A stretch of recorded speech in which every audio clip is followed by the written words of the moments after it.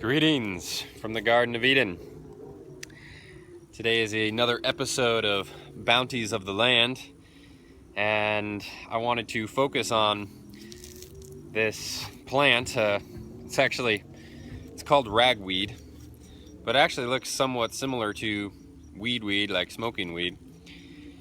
And we've got like a whole forest of this stuff. Back behind me, you can just see whole forest of this stuff back here. And it just grows like crazy here.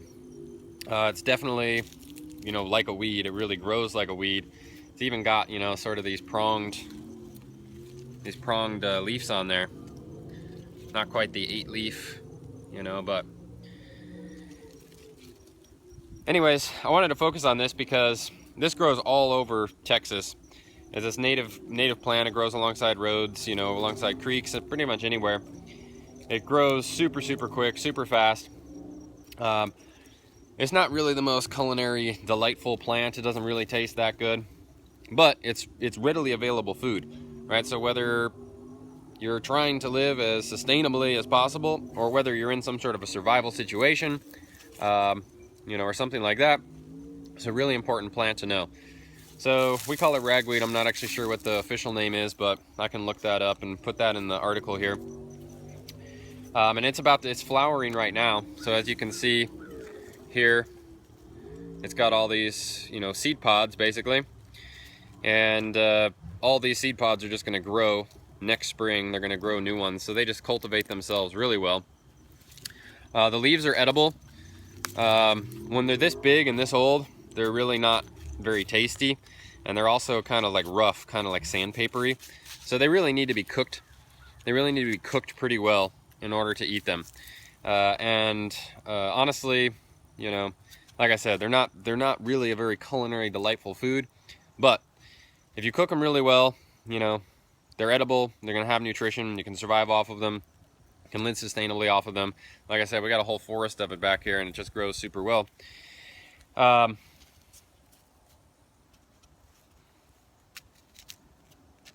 main use that we actually have for this ragweed is we juice it. And the juicing is by far the best way, because you get the nutrition out of it, but you don't have to deal with the sort of sandpapery texture, and you also don't have to go through all the cooking. So especially in the springtime when we've got all the fresh plants coming, again, these are getting kind of old and, drying out, but in the spring, you get all the fresh shoots coming up. They're much more tender, much more juicy, and so they're really great for juicing. And that's what we do, is we'll just pick, because we've got 20 people living here drinking green juice every day. It takes huge baskets, of greens to be able to make enough juice for us to drink.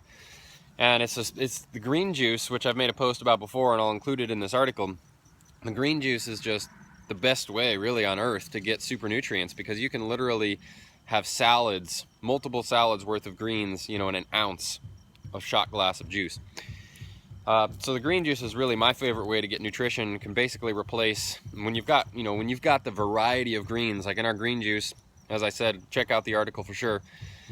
There's 20 different greens, all of which are wild crafted, beyond organic, grown here in the Garden of Eden. Lots of them are superfoods, moringa and aloe and stuff like that. So we're combining it all in the juice. And ragweed is one of the big ones that we put in the juice because it grows so well, and it's kind of the only, real practical way that we can really utilize it.